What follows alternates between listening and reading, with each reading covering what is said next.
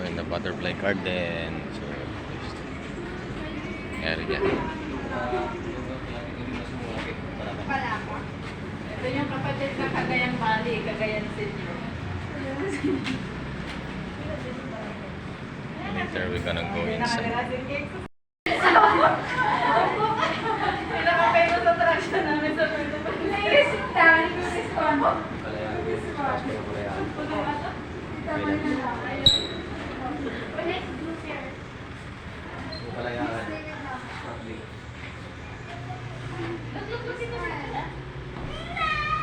No, baby. Sit down the pick. Yeah, so good morning everyone. By the way guys, before you enter, I want you to know that we have two parts to visit here. So first part we have the ecological garden, and aside from that we also have the tribal village as the second part. Before you enter, let me introduce to you the pride of Palawan. So therefore you will see our Palawan Crescent peacock, and that is locally known as Tandikan. Can you see it? Yan yung blue. So it's a small kind of peacock, but all over the world, they can only be found here in mainland of Palawan. Sad to say po, they are now endangered because is the female, which is called peahen.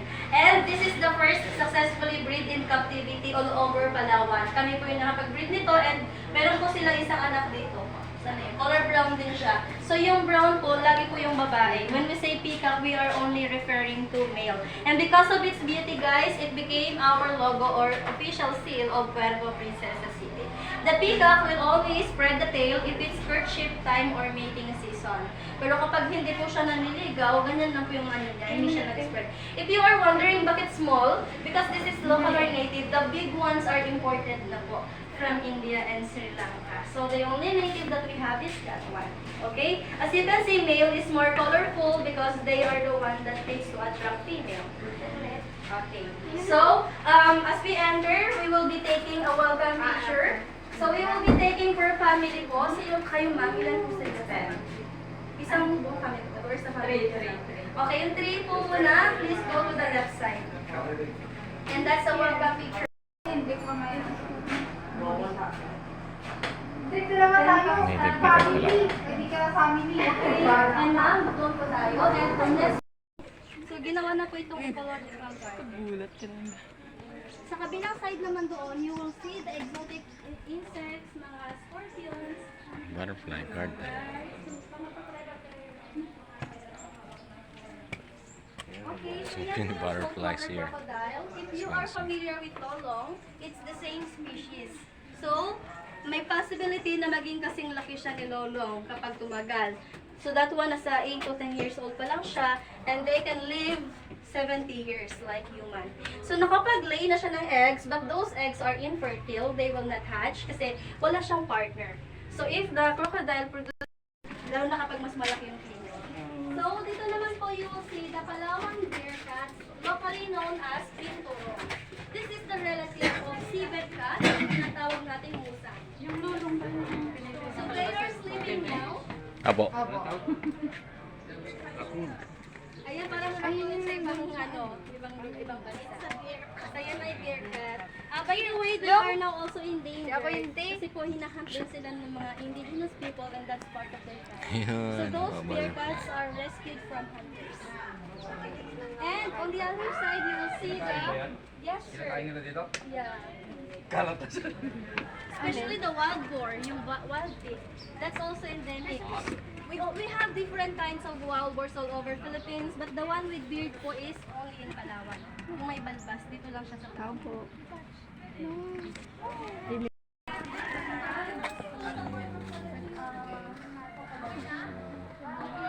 So, guys, we will go to the tribal village now. After tribal village po, babalik naman kayo dito para dito dumaan and then exit ka dito. But if you wanna stay, just let the guides know para po pwede kayo. So you have to cross the road and then makikita niyo yung flags.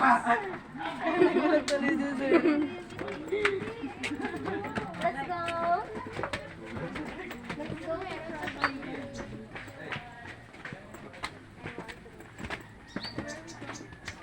Ano meron dito?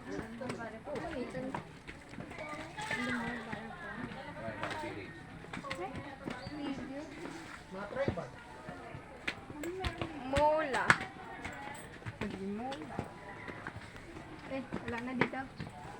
Uwi na daw. Pa? Ah. Pasok po kayo dito sa aming tribal village, guys. Dito po sa rin yung magdinitan nyo yung aso. Okay. Exit na yan ah. Mga uod. Preserve. Ay, mo na ano. Yung mga cocoon. Magiging butterfly. Paro-paro. Ganda yun. Higad.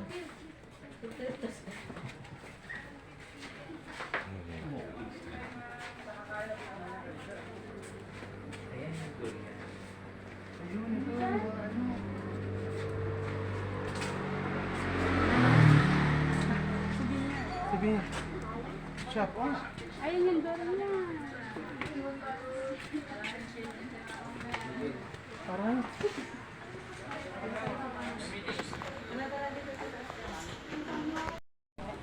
So, yan po yung mga may view pa doon na malalaki. Pag hatch po nila, nire-release po namin sila dito.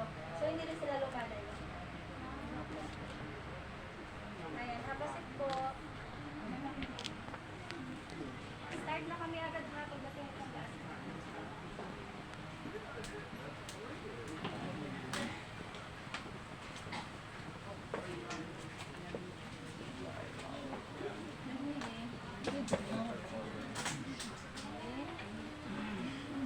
If you want to sit sa harap po ha, we still have space.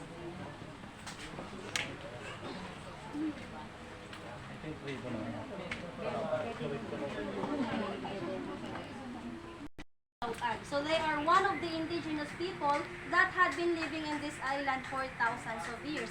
If you are familiar with the Tabunman or the caveman, they are the possible descendants. So ma'am sir, since 1976, this place became their temporary shelter. Different families of the tribe had been coming and visiting here. And now they are third and fourth generation po na nakarating dito. So guys, what we have here is a livelihood program po because we noticed that the tribe's cultures are now slowly disappearing due to life's modernization po. So with this livelihood program, we are able to encourage them to continue to practice. Aside from sharing culture, they also sell some of the handmade products like carved woods, baskets na gawa po nila.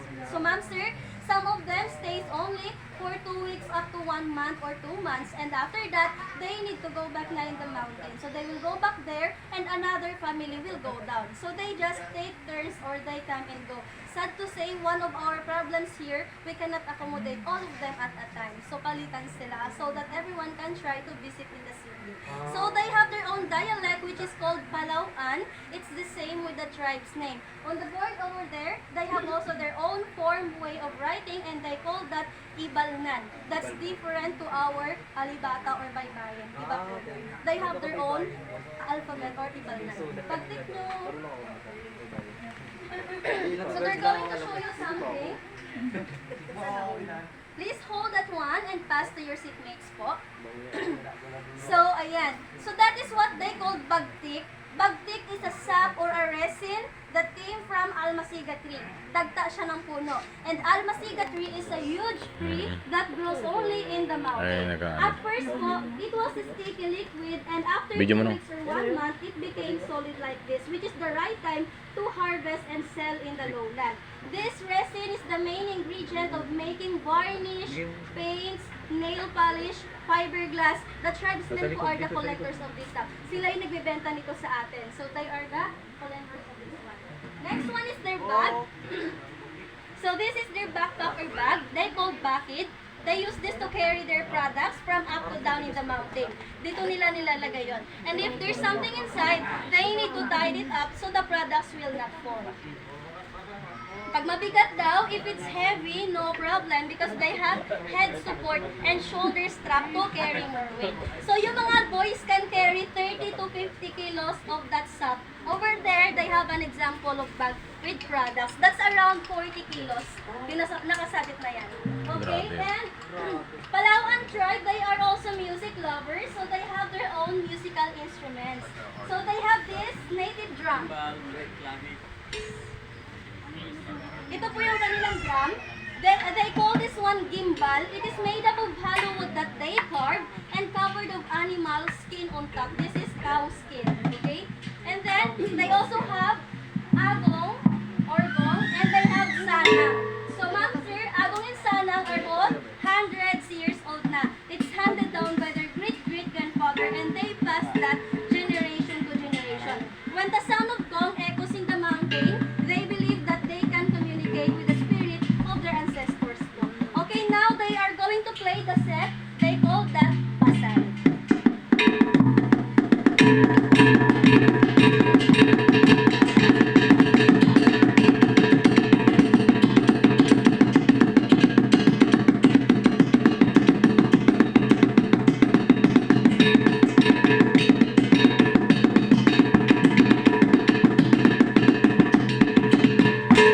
Okay, so that is their basal.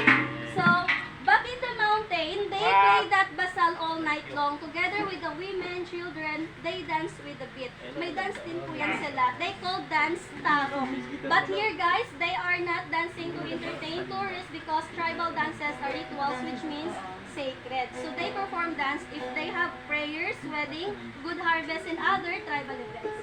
Next is their guitar. Yung gitara po nila, it's only made of two strings, dalawang string, and this is considered as one of the first guitars here in the Philippines. They call that kudyapi or kudlungan. Yabi.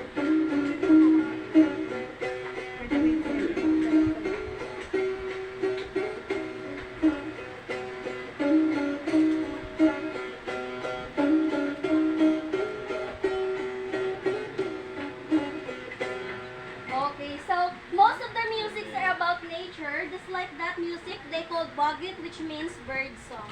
And then they have this instrument din po. This is called aruding.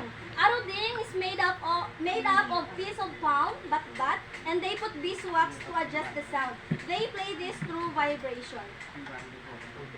So by simply using their mouth, they can create an amazing sound.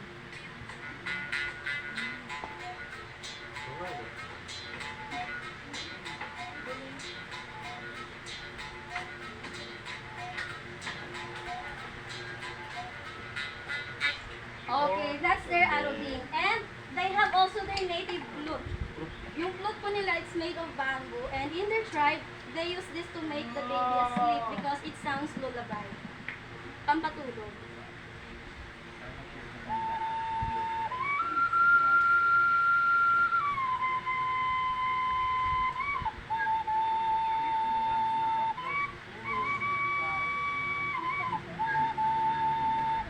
Okay, so that's their boborok. Ayan, so we are now in the last part. Ma'am sir, traditionally, Palawan tribes are hunter-gatherer. Back in the mountain po, animals are part of their diet. They only plant during the start of the rainy season. And if not rainy season po, they are more on hunting. So these are the spears, ligid, and the other one is surayang. So yung mga sibat nila, these spears are now hundreds years old. So minana pa nila to. And guys, if you are wondering that why they have metals, before wala tayong metals here, so these metals, like those instruments, are the proof of trading, or what we call barter system, long time ago. Okay, this is the special kind of spear. As you can see guys, it looks like harpoon, but it's not for fishing. So this is what they use to hunt bigger animals in the mountain. And if they have a target, they throw it from a distance. Once they hit the target, the metal will pierce through and get stuck because of the hook. And then, if the target tries to run, it will separate to the handle. So the purpose of handle, there is a big possibility that it will hang on the bushes. And the target can no longer run. While the target is trapped, they will use the other spear for follow-up naman. So they will follow up this one. Okay, that's the difference.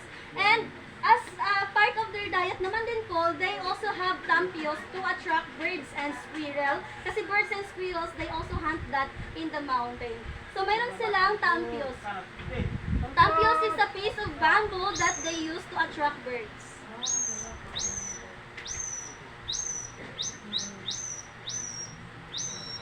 Ayan, so ayan po ang tampios na yan, they use that to imitate the sounds of birds. So kapag nag-response yung birds, the tribesmen will prepare blow dart to shoot the target. Guys, yung tribe na to, they don't use bow and arrow unlike in other indigenous people. Other indigenous people are using pana or bow and arrow. So this tribe, they have blow dart or sumpit. They call that sakukan. Everybody, let's watch them how to use that. The target is the drawing wild boar on the board.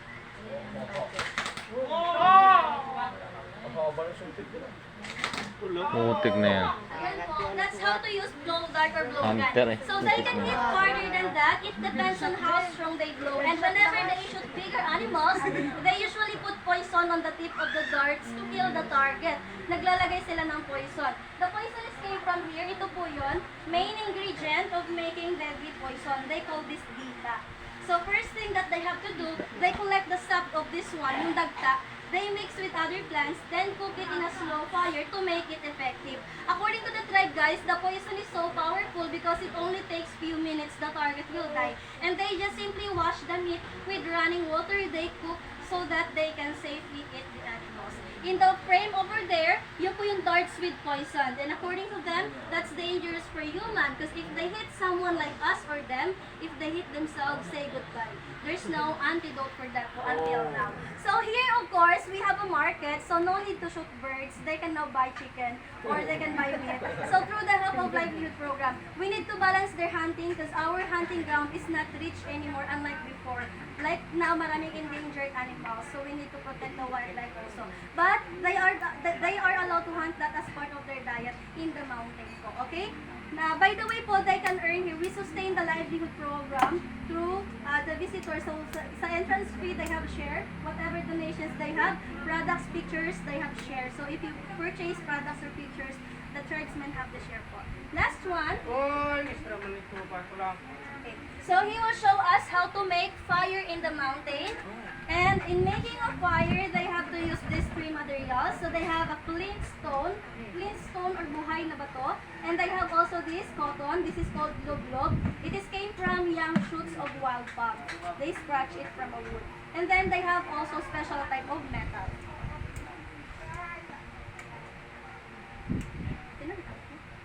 So that process is called santikan, and now the smoke is visible. So he needs to use some dry grasses or dry leaves to make a bigger fire. At their young age po, yung mga bata, they are being trained by their parents to do that, to make fire, to hunt animals as part of their survival in the mountain.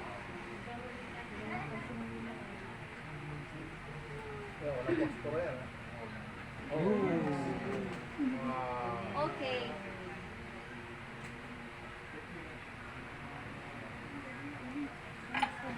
And this is the torch of the tribe or their light in the mountain. Yung torch na to, 1 foot, can last 3 up to 5 nights, but it depends on how they use it po. Inside of this is a sap or dagta. It's a resin of a tree covered with leaves. According to the tribe, it's not just a torch. Hindi lang siya ilaw.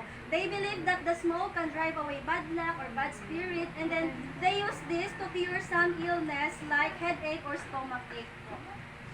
So, I'll go here and try to smell the smoke. It's like an incense. There's no chemical. Sap, it's a resin. Parang dapat yung insenso. Na-smell siya parang ng incense. Yeah, like incense. But it's different sa incense. Okay, so if you want to know how it all started, we have information at the back. You can drop by them the souvenir shop to check the products made by them. And back in the garden po, there's another Palawan souvenirs. You can also see the delicacies, meron din doon. And for those who are coffee lover, we have a coffee shop outside, so you must try Civet coffee, and that's one of the best coffee in town. For those who want to give donation, they have a box here. The way to say thank you po is magsukol. That's their thank you. Ayan, we will be taking a picture. So you have two options for picture po. You can have a picture with their pet, and you can have a picture with them in their house. So they have a snake. It's a python. The name is Samson. Yan, si Samson. Okay, so first group po tayo. Ma'am, kayo na lang ba? Ilan tayo? Doon tayo sa bahay mo. And then after that, pwede ka mag-picture sila. Magsakuna. Our photographers are also members of the tribe. Sila po ay nagtitake ng free shots. The copy is optional. But if you purchase, they have share. They will also give you the soft copy if you purchase. Okay? Next group po. Dito na lang po. Max, it is a snake. Swat, swat. Who wants to Dito po may space pa po sa kabila. Just hold it. Hailey, come here.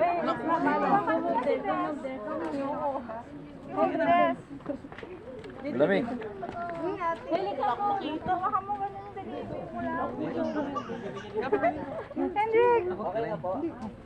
Okay, 1, 2, 3.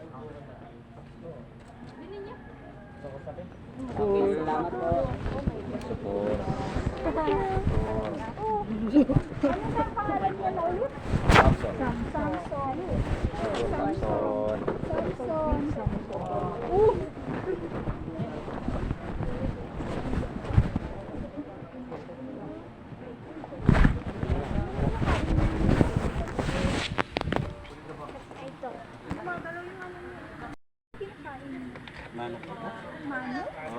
Manok, manok. Ay, manok. Ah, manok. Manok, like that. Syukur.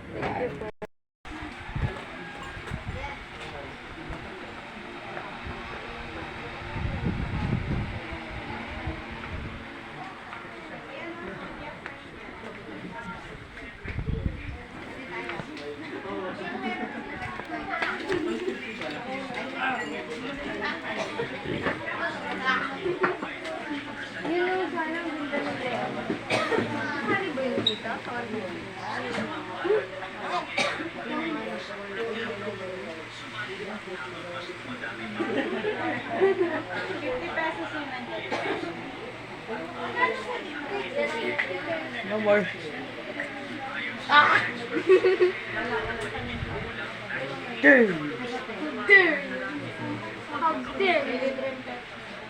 Wala silang sumpit. Maganda yun eh. Bibili ng sumpit. Makatulong sa kanila.